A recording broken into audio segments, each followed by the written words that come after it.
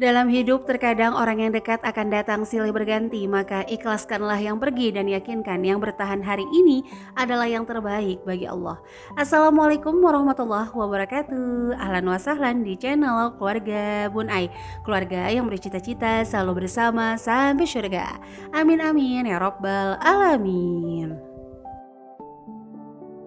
Masya Allah, tabarakallah, apa kabar di hari Senin yang ngangenin ini? Rasanya kangen banget Bun Ai nungguin komentar teman-teman di video Bun Ai kalau habis upload.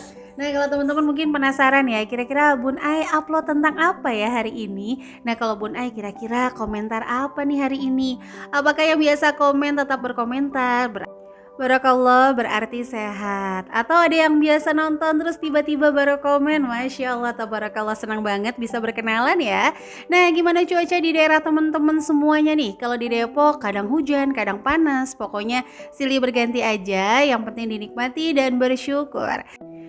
Sebentar lagi kita akan memasuki bulan suci Ramadan. Sudah ada persiapan apa? Apakah sudah beli kurma, nata de coco, sari kelapa, koktail? Wah, Masya Allah, tabarakallah.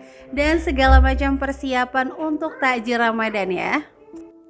Semoga Allah Subhanahu wa Ta'ala menjadikan Ramadan terbaik kita di tahun ini dibanding Ramadan sebelumnya. Nah, untuk hari ini Bunda mau sharing sama teman-teman adalah cara mengevaluasi budgeting gaji pribadi alias gaji teman-teman sendiri.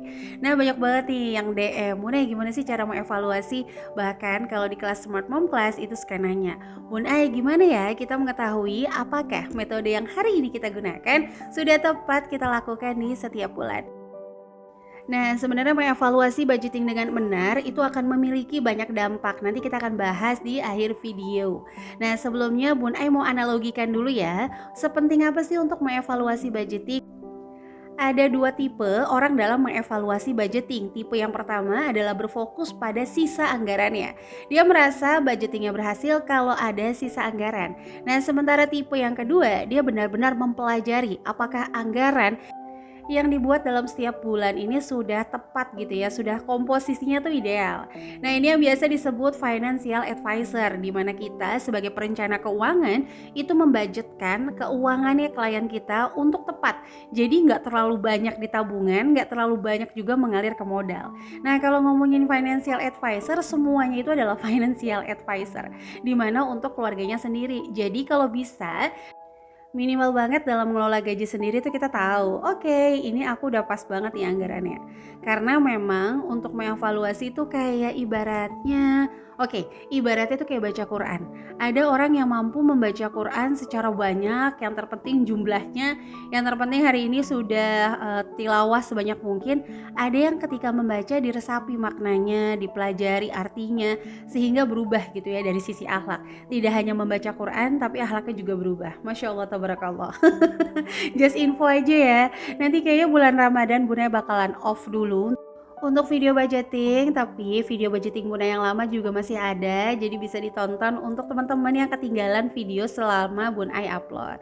Tapi nanti insya Allah selama Ramadan Bunda ngapain ya, titik pokoknya ya. Kalau teman-teman ada jawaban ngapain, boleh nih bantu sharing di kolom komen. Oke, jadi langsung aja kita evaluasi ya. Ini perbandingannya hanya di kebutuhan dengan keinginan. Untuk komposisi kewajibannya dikeluarkan dulu. Jadi abis gajian, bayarkan kewajiban, kita hanya bandingkan nih evaluasi setiap bulannya itu di kebutuhan dengan keinginan. Kalau masih ada yang bingung gitu, bedainnya gimana sih Bunda, kewajiban, keinginan, kebutuhan? Simpel banget. Kalau kewajiban tuh sesuatu yang gak berubah-berubah. Inilah pengurang gaji teman-teman, sehingga gaji yang kita terima dari pak suami kurangi dulu kewajiban, baru itu bisa kita sebut gaji bersih. Gaji yang benar-benar kita kelola untuk kebutuhan rumah tangga, sehingga tidak termanipulatif dengan pikiran, waduh gaji aku mah jatah dari pak suami 10 juta, ternyata bayar cicilannya aja udah 4 juta. Jadi sebenarnya yang dikasih itu gaji bersihnya hanya 6 juta rupiah. Nah, untuk pembahasan gaji bersih udah bahas di video sebelumnya, silahkan dicek-cek aja. Nah, mari kita lihat dulu nih komposisi dari setiap akhir bulan antara kebutuhan dengan keinginan. Kebutuhan tuh seperti biaya makan, transport, berbagai macam iuran, penunjang hidup. Dimana kalau nggak dibayar bakalan berabe banget gitu ya, kayak IPL, listrik, PDAM, atau yang lainnya gitu. Nah selanjutnya di sini keinginan seperti liburan, dana darurat atau tak terduga, jajan, dan sinking fund. Coba lihat deh, dievaluasi kamu, apakah kebutuhan ini selalu tersubsidi dari keinginan? Contoh, biaya makan nganggarin 800.000, tapi selalu kurang ngambilnya dari komposisi liburan.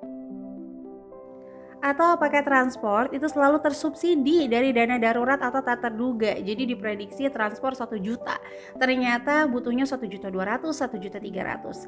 Ingat ya, kalau evaluasi ini selalu kamu lakukan dan terjadi berulang-ulang alias setiap bulan kejadiannya kayak gini, fix anggaran kamu harus berubah. Ya, kenapa ada budgeting bulanan, ada budgeting tahunan. Kalau teman-teman Bunai ada yang memang senang sama budgeting tahunan karena memang fix gitu kan ya. Kalau Bunda pribadi memang saat ini masih menggunakan budgeting bulanan. Kenapa? Karena ini tadi, setiap bulan tuh Bunda selalu merasa pengeluaran tidak pernah tetap. Jadi kalau income mungkin aja tetap, tapi pengeluaran pasti nggak tetap. Tapi kembali lagi, keduanya sama-sama bagus dan sama-sama memiliki keunggulan masing-masing. Nah, jadi saran dari Bun Ai, ayo dievaluasi dulu setiap akhir bulan, apakah sinking yang notabene setiap bulan tuh udah kita masukin di awal, ternyata di akhir bulan tuh dikorek-korek lagi, apa ya, dikais-kais bahasanya. Bahasa Depok ya. Dikais-kais lagi, dibuka lagi ziplocknya, dikorek-korek lagi celengannya karena untuk memenuhi kebutuhan. Nah kalau ini terjadi berulang-ulang, aduh harus dievaluasi lagi nih, berarti anggarannya kurang tepat teman-teman. Nah kenapa sih seribet itu Bunai? Ini menentukan loh dana darurat kamu. Kemarin tuh pas ikut 60 menit jago budgeting, Masya Allah tabarakallah, Bunda tuh gak nyangka ya, bener-bener mereka tuh udah bisa ngitung berapa ya dana darurat. Ternyata gak sebesar itu ya Bun Ai, ternyata aku butuh cuma segini, ini mah insya Allah aku sampai Bun Ai. Wow, kalimat positif itu kayak berdebar hatiku. Kayak ngerasa yes, akhirnya alhamdulillah. Pada paham gitu bahwa dana darurat yang memang harus dikumpulkan tidak sebesar yang dibayangkan. Yang 12 kali pun ternyata pengalinya bukan seluruh all out kebutuhan bulanan. Ya kembali lagi mungkin akan ada pro dan kontra ya antara dana darurat versinya Bunai dengan dana darurat yang seharusnya. Tapi nggak tahu kenapa saat ini Bunda Dabing masih meyakini bahwa budgeting itu adalah mengatur rezeki. Jadi kalau ngatur uang, kadang-kadang teller juga kan ngatur uang tapi bukan uangnya kan. Jadi benar banget slogan rizki, maut, jodoh itu udah diatur. Dan kalau kita pakai aturan Allah, maka insya Allah kita nggak akan pusing ataupun keder. Yang bikin kita keder kan kalau kita tuh nggak baca peraturannya. Sebagai contoh, misalnya kita jalan-jalan ke Wahana Dufan gitu ya. Terus kita nggak baca peraturannya, orang yang asma nggak boleh, orang yang jantungan nggak boleh. Nah itu kita main naik-naik aja bakalan di atas, di tengah-tengah akan terjadi resiko yang gak bisa di cover sama Dufan. Nah sama ngatur uang, ngatur rezeki itu udah ada aturannya sama Allah. Sekian persen untuk dana darurat, sekian persen untuk pendidikan misalnya. Kalau kita gak mampu membaca itu semua, kalau keder ya mau gak mau, yang penting Allah udah kasih kan kayak gitu ya. Nah sekedar Bun Ai nih, tadi perasaan udah diedit pas dubbing kok tetap pacak kadut ya. Gak apa-apa ya, lanjut dulu ya. Jadi kembali lagi di sini nominal yang memang kita udah buat harusnya itu sudah dikurangi semua kewajiban. Jadi begitu terima take home pay dari Pak Suami, kita kurangi dulu kewajiban, langsung masukkan ke alam bawah sadar ya, relaksasi bahwa sisa gaji sekian berarti gaji aku tuh sekian kayak gitu ya. Nah selanjutnya di sini sifat yang kewajibannya rutin atau tahunan kalau bisa sudah dipisahkan. Nah kalaupun kebutuhan itu lebih, idealnya maksimal tuh selisihnya 10%. Sebagai contoh nih, belanja bulanan 500.000, ya kalau lebih-lebih ke 50.000 lah, 550 itu masih oke. Tapi kalau belanja bulanan 500.000, lebihnya sampai 700.000. Nah ini benar-benar perlu evaluasi lanjutan ya teman-teman. Dan di sini ternyata ada yang nggak record, tapi nggak apa-apa Bunda coba jelaskan dengan cepat. Nanti di akhir video teman-teman juga Bunda kasih waktu untuk screenshot ya. Karena kemarin ada yang bilang Bunda kalau bisa dikasih waktu buat screenshot. Oke. Oke, yang pertama di sini fungsi kita mengetahui betul-betul berapa sih kebutuhan saya. Berapa sih kebutuhan aku untuk hidup, bertahan hidup ya. Yaitu apakah 2 juta, 3 juta. Hal ini nih yang bisa membuat kita menghitung berapa sih dana darurat yang harus kita siapkan. Jadi Jadi tidak termanipulatif sama anggaran. Contoh gaji 10 juta, terus nggak pernah sisa, terus mikir dana darurat 10 juta dikali 3, 30 juta, 60 juta, 120 juta. Itu belum nabung udah stres duluan. Ada yang kayak gitu nggak? Kalau ada yang kayak gitu boleh nih sharing di kolom komen. Nah selanjutnya adalah mengetahui ketika bulan tersebut ada banyak kebutuhan, maka kita udah tahu, oh aku nggak bisa nih, buat hidup cuma bisa 2 juta rupiah, buat hidup tuh 2,5 juta. Jadi kalaupun ada yang dikurangi nggak bisa kurang dari nominal si 2,5 juta ini. Nah selanjutnya kita juga bisa mengetahui berapa rasio yang dibutuhkan untuk dana cash. Jadi misalnya di rekening ada 10 juta, udah aku udah cukup, sisanya bisa aku langsung investasiin ke LM. Itu kalau udah tahu berapa kebutuhan kita. Selanjutnya yang paling penting adalah membuat challenge menabung tuh dengan rasional, karena kita mengetahui jumlah kebutuhan. Gaji 10 juta, jumlah kebutuhan 3 juta, cicilan 3 juta. Oke, sisanya itu berarti 10 dikurangi 3 dikurangi 3 4 juta rupiah. Lalu kita bikin challenge menabung 6 bulan 50 juta. Nah, ini udah mulai gak rasional. Terus ujung-ujungnya bilang gagal, belum dicoba itu udah pasti gagal. Kecuali ya dapat income lain atau sampingan, itu kita nggak tahu.